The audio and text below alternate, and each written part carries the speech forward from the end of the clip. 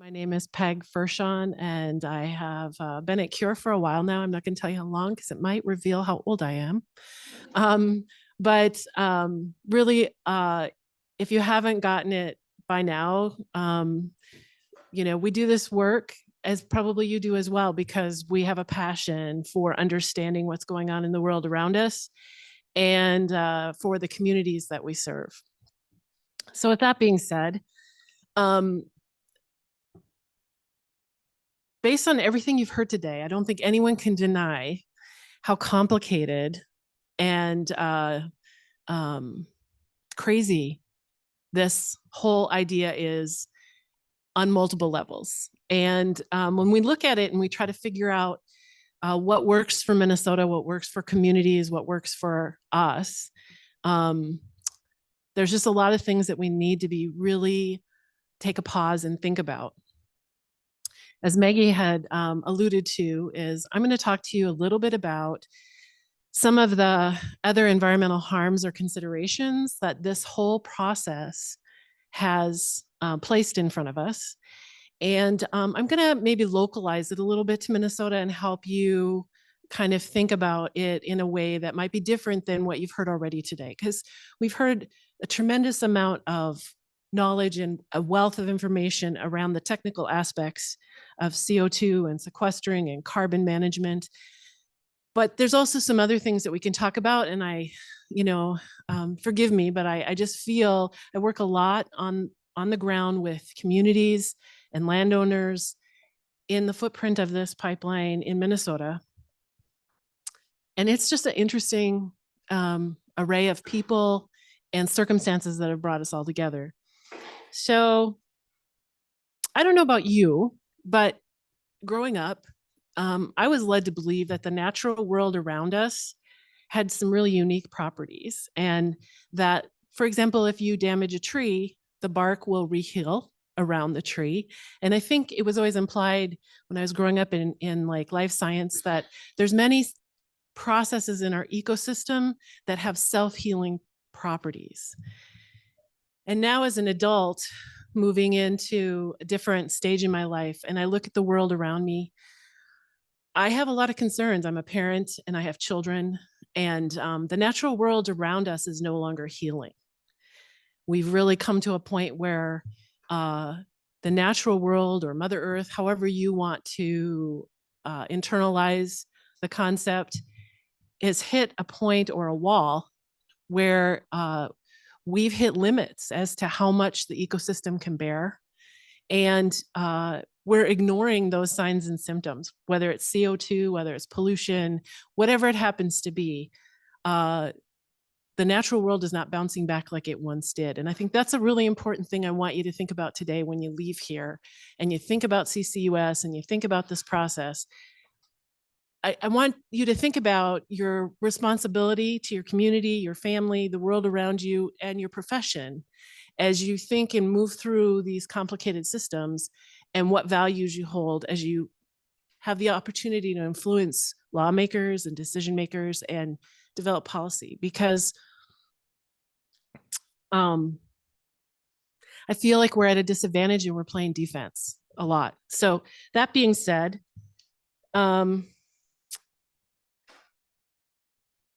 I'm going to I'd feel remiss if I didn't kind of address Steve Morris's question about what Minnesota has that captures carbon or helps us store carbon.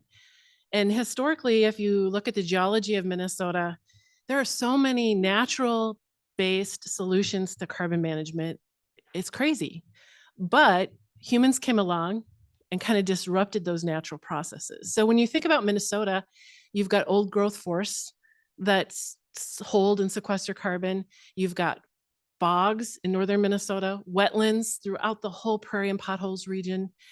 And then you've got the prairie, right? So at one time, Minnesota was upwards of 60% of tall grass prairie, and we are at less than 1% now because of the intervention of agriculture and monocrop culture plowing up those prairies and no longer storing the carbon that they once did. So if you look at our entire footprint of the state of Minnesota, we just used to be one big carbon bank, and we are no longer. I couldn't tell you what we are at now, but I know it's nowhere near what it once was. Mostly because I think about the prairie and how much of that's gone. But I know our wetlands have been drained also for agriculture and other community development, urban sprawl. And then even our bogs, because of climate change, are being threatened. So at one point, we did have this big carbon bank, but we no longer have it.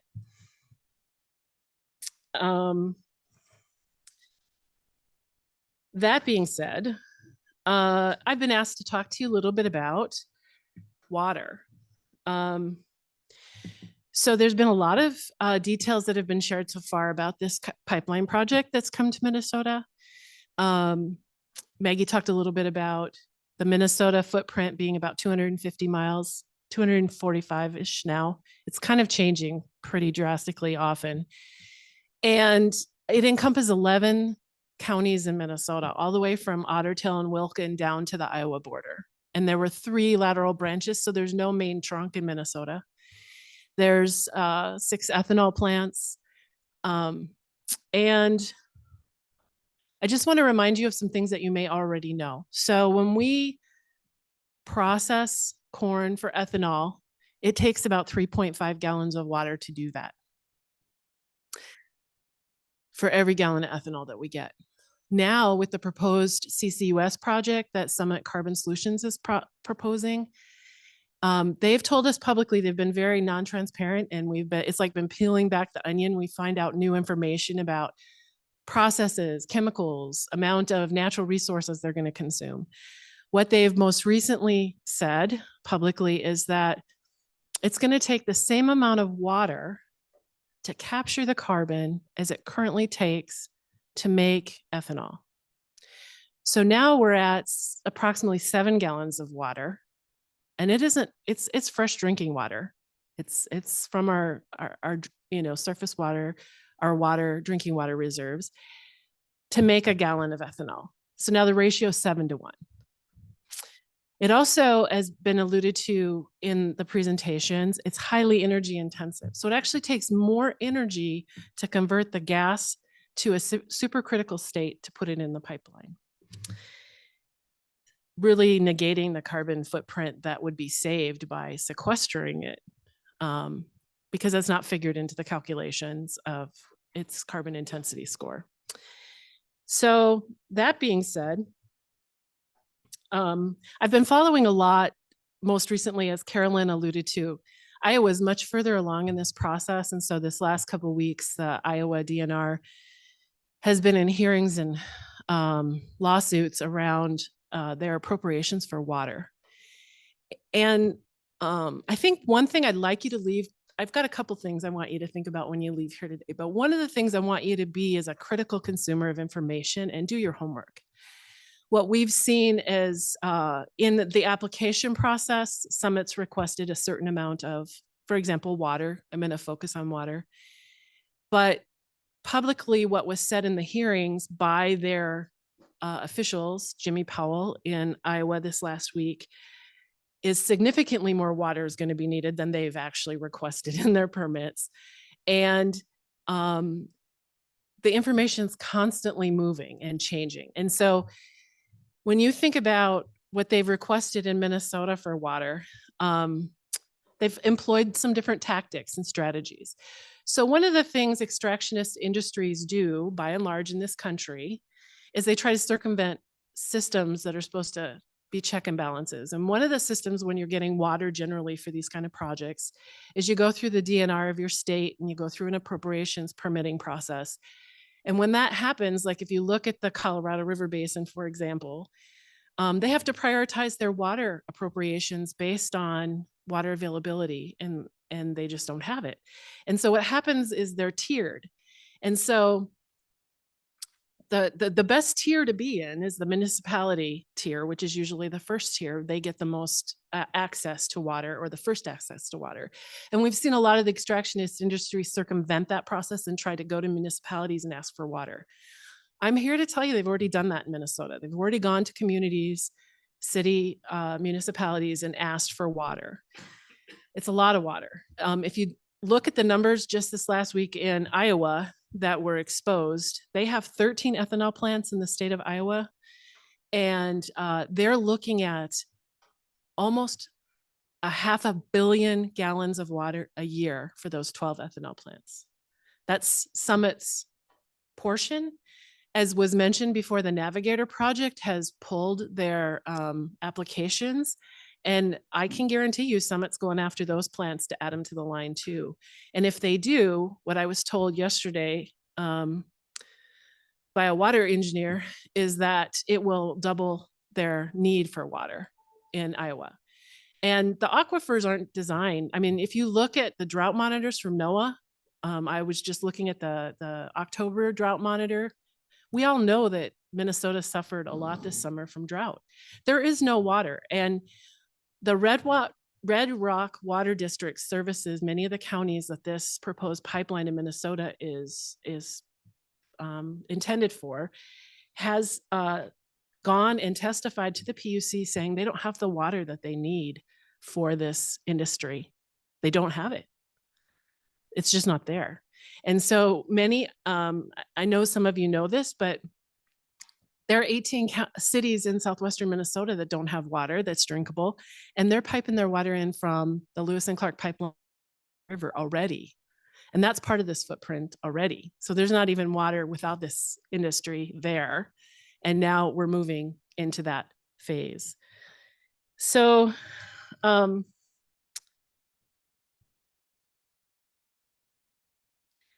guess when I think about the other things related to water that are important for you to know is that the chemical processes that came out also, you know, like when they've applied to Minnesota to the Public Utilities Commission, they've kind of hidden their processes behind proprietary rights.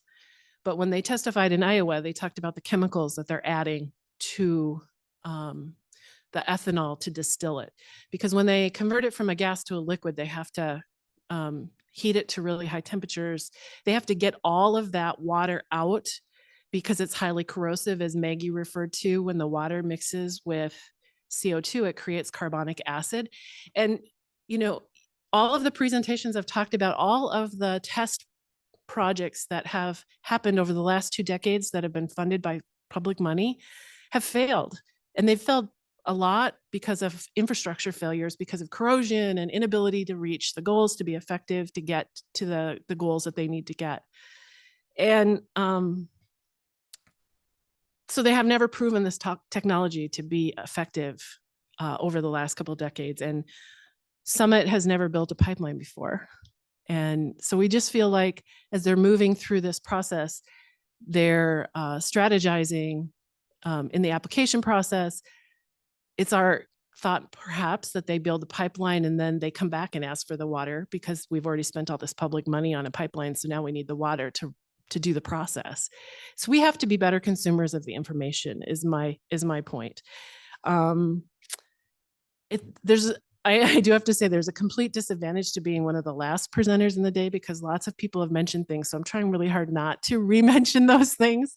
I do tend to speak to groups and have to speak to them about all the different facets. And so lots of things are bouncing around in my head right now to share with you. I do want to give you one illustration because I spend a lot of time, you know, there's a lot of science involved in this, and the average person, we have to, in order to do our job well, we have to be able to figure out how to convey to the voter why our position is important. So one of the illustrations that I'm going to share with you today is that's important to understand because we've been talking about metric tons, we've been talking about lots of gallons of water, and it's really sometimes hard to really put that into perspective. One of the things I like to share is this pipeline, when it's fully operational, according to Summit, will sequester, initially they said 12 million metric tons. Now it's up to like 16 million metric tons of CO2 annually, if they could build it like they wanted to build it and sequester it in North Dakota. To put that into perspective, Minnesota generates about 120 million metric tons of CO2 a year. And the footprint of the 5 states is roughly about 425 to 435 million metric tons a year. That being said, If they can get to their full capacity, which right now they're only at 9 million metric tons contracted with the 34 ethanol plants that they currently have on the contract, they've got an estimated 9 million metric tons of their capacity contracted. That alone is problematic. And to think about it is, what other industries are they going to put on the line that might be more egregious than corn ethanol CO2, that have other impurities and other challenges that we have to be really aware of? But secondarily, if they were able to sequester, let's say 16 million metric tons a year, that's like taking a 5-gallon bucket and filling it with water and spending $4.5 billion on a spoon and taking 3 tablespoons of water out of that bucket a year. That's it. I don't know what kind of business model that is, but it does not, if you were a private company and you had to finance this based on outcomes, economic outcomes that didn't have public tax dollars funding it, you would never be able to do that. You would go bankrupt, right? That's what this is like. It's like, if it's fully operational, 18 million metric tons out of a footprint of 425, just for the sake of an example. And this is all we're focused on. Seems to be like where all the eggs in the basket are going. And again, it favors the industry, it favors the polluters, it's not changing behaviors. And some would even say it's a Ponzi scheme, right? We're just moving parts around and pretending we're making a difference, but we're really not. Because we know, when we think about the natural world, if we put something where it's not intended to be, like we take the CO2 and we put it in the ground, it's got migratory properties that are always moving.